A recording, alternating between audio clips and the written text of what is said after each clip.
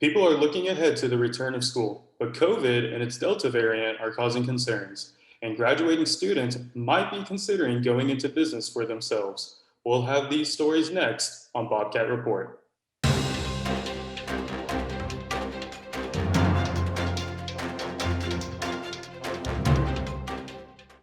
Hello, I'm Joshua Mata. The Austin School District is gearing up for a return to school in a few weeks, but parents are concerned about the risk of in person classes. Sam Seals reports. Back to school season has begun, which feels more sinister with COVID 19 still present. For those living within the district lines of Austin Independent School District, or AISD, there's a rising concern of sending children back to in person classes as Austin returns to Stage 4 restrictions. As of July 22nd, AISD released their health and safety protocols that outlines how the district will handle the return of students. Within this, it states guidelines including students only needing to social distance up to 3 feet, which goes against the CDC recommendation of 6 feet. Brooke Dankert, a parent of a returning high school student, isn't fearful for her daughter to return because she is fully vaccinated, but understands the fears of parents whose children are not of vaccination age yet. She has an optimistic outlook on the return, but voices the outcome that majority of parents fear. I hope that we don't see an increase in COVID numbers for kids returning to school, but that could potentially be a problem that we see is an increase in our youth. Even though some parents are uneasy regarding the return, there's another perspective to consider: the returning children. After having to experience almost 2 years learning remotely, students are excited to return to the all-familiar classroom. Juliana Dankert, a sophomore softball player at James Bowie High School, is excited to see her friends that she hasn't interacted with in person since the pandemic began. But she is hesitant about those who participate in sports not following the protocols. You can't be doing that when you have to have a team and you have to be safe, and they don't really care, and I just think they should care more about it. The future of what will occur when children return to in-person learning this upcoming fall is unknown, but the rules of engagement will likely change in the coming months. More information regarding the return will be released by district officials on August 2nd. Sam Searles, Bobcat Report. Some kids have already been practicing good masking when they were at summer camps. India Mack says they should have no trouble adjusting when school resumes. City of Dallas Parks and Recreation hasn't had a summer camp since 2019. Now that camps are slowly coming to an end, there are concerns about the campers returning to school. Counselors know that they will be successful in displaying COVID safety guidelines because they were highly enforced over the weeks of summer camp. Personally, I think I'm hoping that kids won't struggle to maintain social distancing, especially the kids from this summer camp, considering that the entire summer we've been trying to follow the guidelines, washing hands, keeping clean, and social distancing from people who aren't feeling too well. We've spoken to the parents as well. They've become accustomed to keeping their kids at home if they're feeling sick. Posters with instructions have been posted near bathrooms to ensure that the students remain safe, as well as other precautions being taken by their parents. Most of them are their kids, that their parents are making sure that their kids' safety is prioritized. With the school year slowly approaching, Counselor Ale Ruiz is hoping for a safe, virtual-free year. I really hope that the younger kids have the ability and the opportunity to go back into school in person this coming up year, and that they're all able to be there and all the teachers are able to keep them safe and follow the COVID guidelines. Despite their efforts, the CDC and Prevention updated its mask policy on Tuesday. They are now recommending that people who are fully vaccinated continue to wear their masks indoors. The Public Health Agency also advised everyone in K-12 public schools to wear their masks regardless of vaccination status. India Mack, Bobcat Report. Private companies are dealing with the same situation. Should they bring employees back into the office? Noah Prothro takes a look. Since the beginning of the pandemic, many jobs involving face-to-face interaction have experienced a shortage in workers. Those who are currently searching for jobs have to take many safety precautions into account. So I'm currently looking for my first job throughout the pandemic, and the main thing that I've been focusing on is making sure that each job I apply to has proper safety precautions. Because I live at home, I want to make sure that I don't spread anything to my family and that everyone stays safe. According to the Pew Research Center, 71% of individuals reported that they are currently working from home, and 64% of them were uncomfortable with the idea of returning to the office. On average, around half of the people who were interviewed stated that they would work from home all of the time if the option was available. They recently sent out a survey to the entire company talking about how people's work from home productivity was, how people felt about returning to the office 100% of the time, and the responses came back with a overwhelming lean towards a hybrid work environment where we only go back to the office a couple of days a week, 2 to 3 days a week, depending upon the type of job you have for collaborations. The recent rise of the Delta variant has put essential workers at a much greater risk of contracting COVID-19. While the future is uncertain, many are hopeful that we will soon be able to return to some sense of normalcy. Noah Prothro, Bobcat Report. Speaking of jobs, when we come back, we'll take a look at an entrepreneurial program at Texas State and the kinds of jobs it might promote. We heard some of you think the San Marcos Public Library is just for doing homework. And some of you think the library hasn't changed since you were a kid. Well, guess what, y'all? The San Marcos Public Library is bigger and better than ever. Why don't you take me to the library? Why don't you take me to the library? You know the library has books, but did you know it has audiobooks and DVDs too? You can even download ebooks and audiobooks from their website. The San Marcos Public Library has a lifetime of information and entertainment in person and online. Do you want to go to the San Marcos Public Library right now? Yes, I do.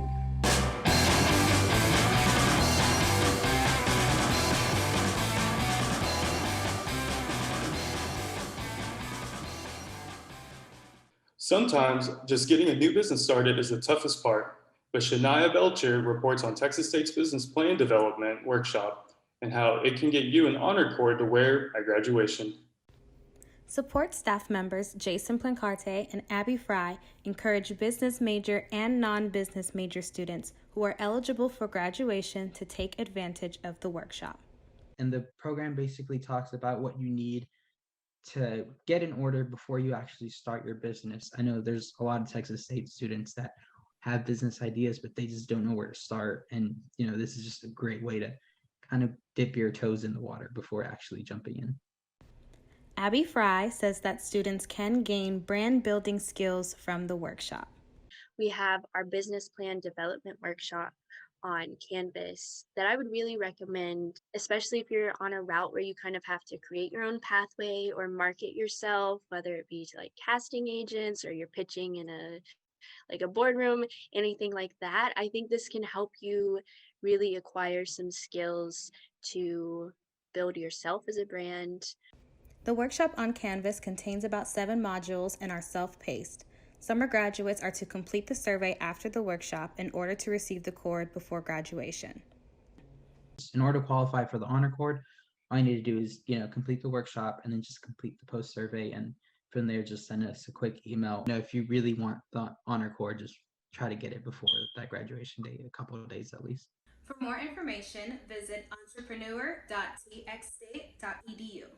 For Bobcat Report, I'm Shania Belcher. One entrepreneurial venture is hairstyling. Kira Belella has the story of the ins and outs of one salon.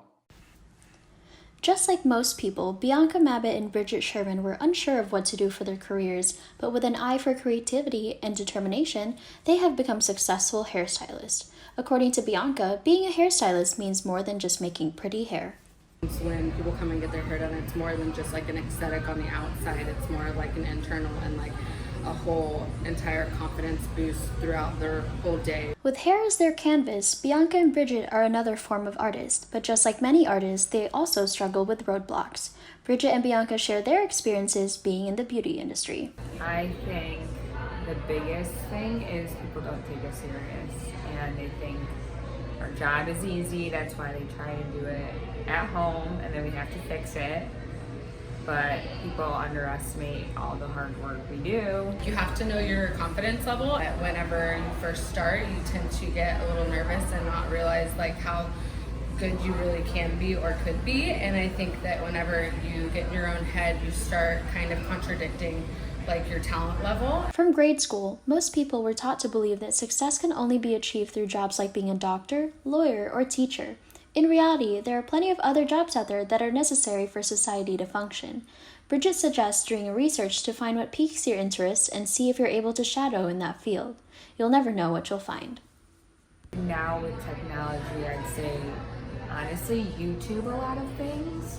See if it would pique your interest, or even shadow if that's available for you, because I feel like that would give you a good view into if this is something you could see yourself doing for the rest of your life.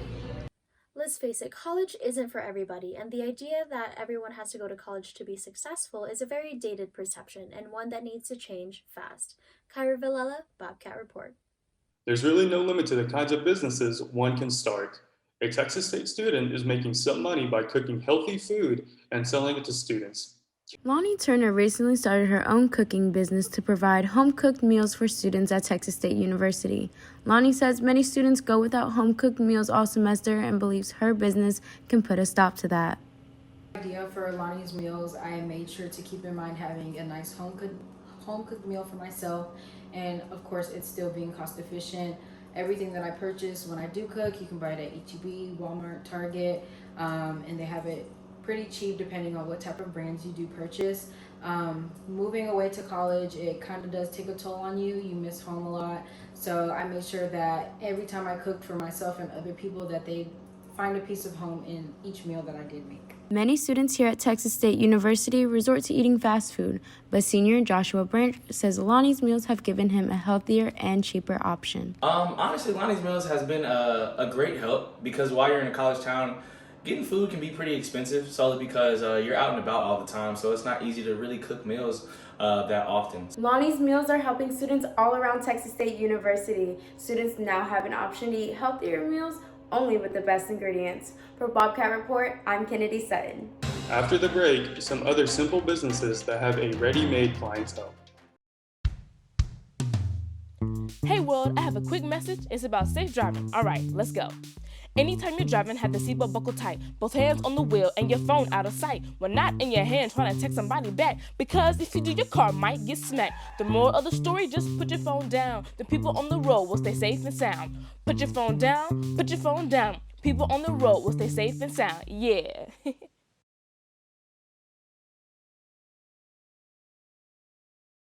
People concerned about healthy eating have one important option, the farmer's market.